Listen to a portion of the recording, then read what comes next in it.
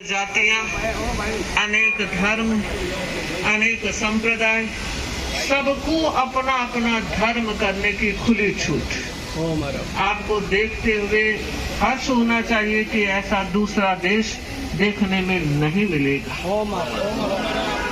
हम किसी धर्म को माने, किसी संप्रदाय को माने, किसी ग्रंथ और पंथ को माने, लेकिन हमारी धरती हिंदुस्तान है। हमें इस धरती के गौरव को अक्षुण्ण रखना है।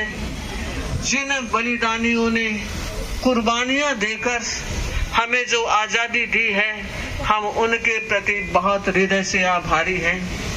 ए मेरे वतन के लोगों, जरा याद करो कुर्बानी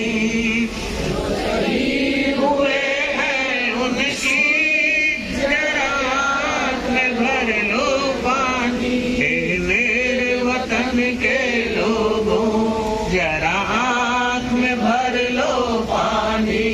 जो शहीद हुए हैं उनकी, जरा याद करो कुर्बानी।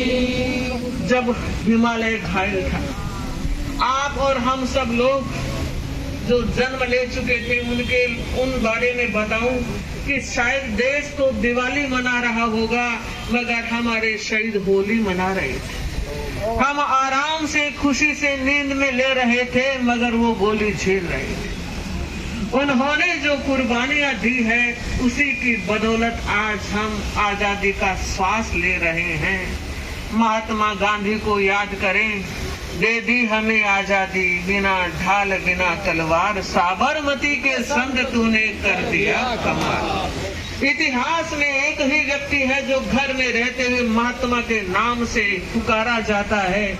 मुझे लगता है सदियां बीत जाएगी, मगर उनके अवदान दुनिया में हमेशा अमर रहेंगे। बंधु, हिंदुस्तान एक ऐसा देश है, गर्व और गौरव करते हैं कि जहां 6 ऋतुएं आती है और जहां सूरज पूरी रोशनी देता है तो चांद पूरी चांदनी देता है।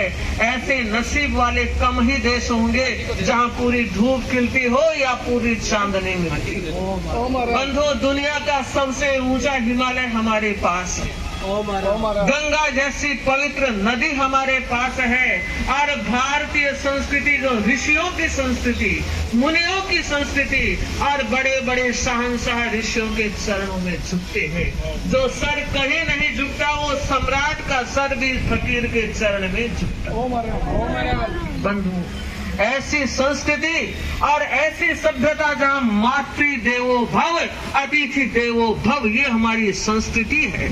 आज जरूरत है हम थोड़ा सा अपने गिरेबान में झांकें, हम अपने देश के लिए क्या कर रहे हैं। नेहरू ने कहा था एक बार कि मैं जवानों से पूछना चाहता हूं कि वो देश के लिए क्या कर रहे हैं, और मैं भी पूछना चाहती हूं जिस देश की धरती पर हम जी रहे हैं, हम उसके लिए क्या कर रहे हैं।